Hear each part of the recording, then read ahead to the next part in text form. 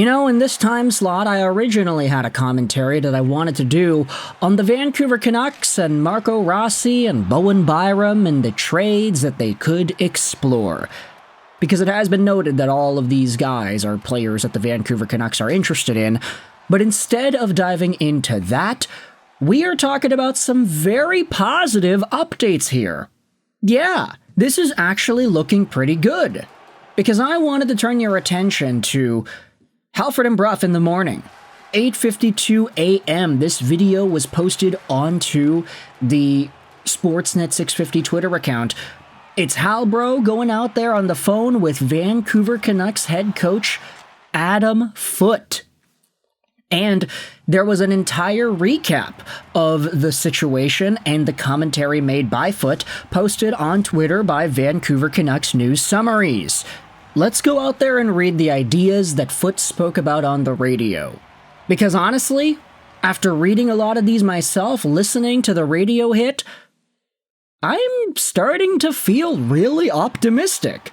Like, not to steal Canuck Clay's shtick for being the most positive Canucks fan, but I feel like this actually is a pretty good step in the right direction. So, big shout out, as always, to Canucks News Summaries on Twitter for giving us the summary as to what was said on the radio. Let's dive into it over here. Adam Foote spoke out about the coaching staff on 650, saying, "It's a good feeling to have the coaching staff complete. There are a lot of great coaches out there, and the team was just trying to get the right mix." Foote had spoken to a lot of people, and he is excited to open up some new relationships, and he feels comfortable with whom it is that the Canucks brought in. Now, yesterday, we did make a video talking about some of the interesting history of the Canucks' new hirees, the terrible power play and penalty kill percentage out of Macklin in the Minnesota Wild's AHL system, how Scott Young was already in the Canucks organization for a while, Kevin Dean is being brought on, and he's a really good ad. But this is ultimately how Foote talks about them. It's under the point scoring more goals. Everyone's stuck on that one, aren't they? Scott Young has done it all, Foote says. He's always wanted to coach. He was a great offensive scorer, but was very good with wall work. He knew how to survive playoff hockey. And he'll teach the guys a lot on the offensive side, as well as about defense. Foote said he's excited about Macklin. He met him years ago, when Macklin took over the Wild power play, and by his third season, he had their power play going at a 25% clip before Kaprizov got hurt. The Wild lacked a power play quarterback at that time. Foote said he had talked to Dean Evason, and Evason raved about Macklin. Evason would have hired Macklin if he didn't already have a power play coach. If Andrew Brunette wasn't able to coach in the recent World Championships, Macklin would have been on the staff. And he also thought that the Ducks were going to offer Macklin a contract.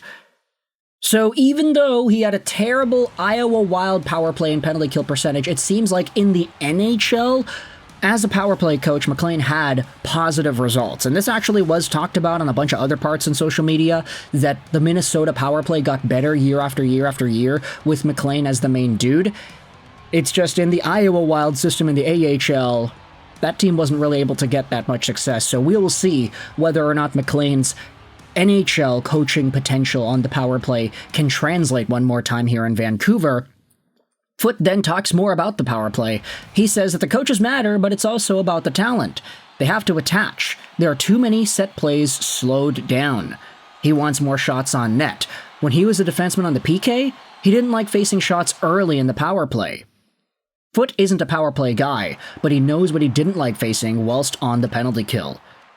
Foote also says that the power play got a little bit stagnant at times last season, and they need to get Pettersson moving around a bit. He was too static in a diamond position. These are all correct. No disagreements there. Adam Foote is laying the truth in regards to how Rick Tocchet coached the Vancouver Canucks power play last season. Let's move on, though, because this is where things get really, really interesting. Foote spends an entire section about Elias Pettersson. He says that he and Pettersson played some golf with Hughes and Demko a week ago, and he was really happy that Pettersson came to Vancouver this early. He was going to travel to see Pettersson, but he invited Pettersson to come play golf. Demko had a second kid, and they all treated it like a celebration. They had a couple of dinners together, and they had talked as well.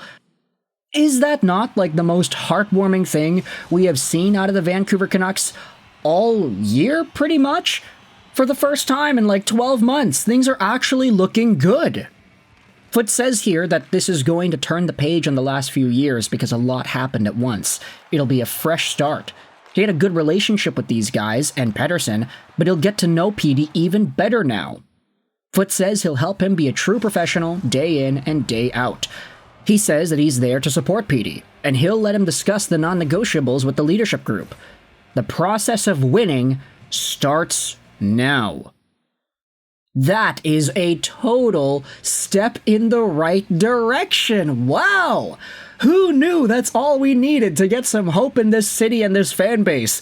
Get Talkin' on the TV, not Talkin', Foote on the radio and have him start talking about Elias Pettersson. Foote says that when he met with Hughes, Demko, and Petey, one of the first things he wanted to discuss was the leadership group and how they hold themselves accountable. A dressing room has to take care of themselves, and he wants to see them connect better.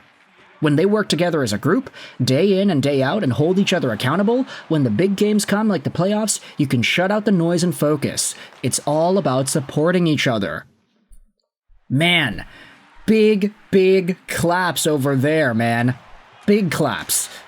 There is an entire segment in the next picture on Foote's opinion on the difference between being a head coach and an assistant coach, but due to time constraints, we're going to scroll down here to the bottom. Let's talk about team bonding, because Foote does talk about that too. He's going to have a leadership Zoom call at the end of the week. He also doesn't want to see young players going to dinner alone. The other guys need to reach out. Guys need their space, but also they need to take the time to bond. Foote wants to have a big family gathering right away, and he wants to meet the players' girlfriends and wives. He feels it's important to get everyone together. He's also going to address team bonding and get more of it going on. This guy, man.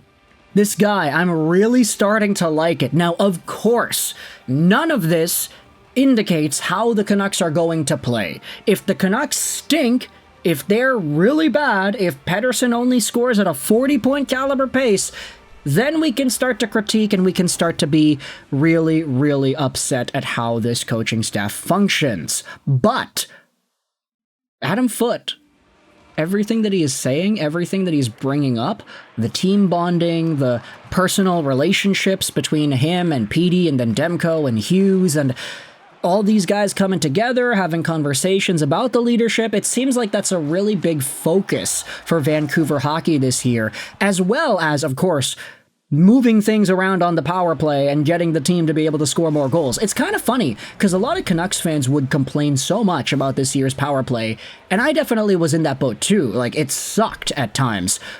But from the way Canucks fans talked about the power play, you would assume that it was one of the worst power plays in the league. Turns out it actually wasn't. It was like halfway. It was right there in the middle. They were 15th out of 32 with 22.5% on the man advantage. It's so interesting because Canucks fans expected so much more. Even though the power play was literally just mid, people thought about it like, yeah, this power play sucks. It's not doing anything. It's not moving. So if the improvement is going to be forced in that direction, if the low-tier, unacceptable bar is 15th overall in the NHL, if that's the standard that Foote wants for this team, then okay, let's see it get better. This is actually amazing, and I think it's the best piece of Canucks news we've had in months. I want you to let me know your thoughts in the comment section below. How do you feel about Adam Foote's interview on the radio, and how do you respond to all of the things that he's claiming the Vancouver Canucks can work on? Do you think this is a step in the right direction, or do you think that he's focusing on the wrong things? What are your thoughts on Petey, Hughes, Demko, and how Foote is going to interact with these guys? And what are your thoughts on all the other extra coaches hired as well? Let me know in the comment section all your opinions. I hope you enjoyed this video. And bye.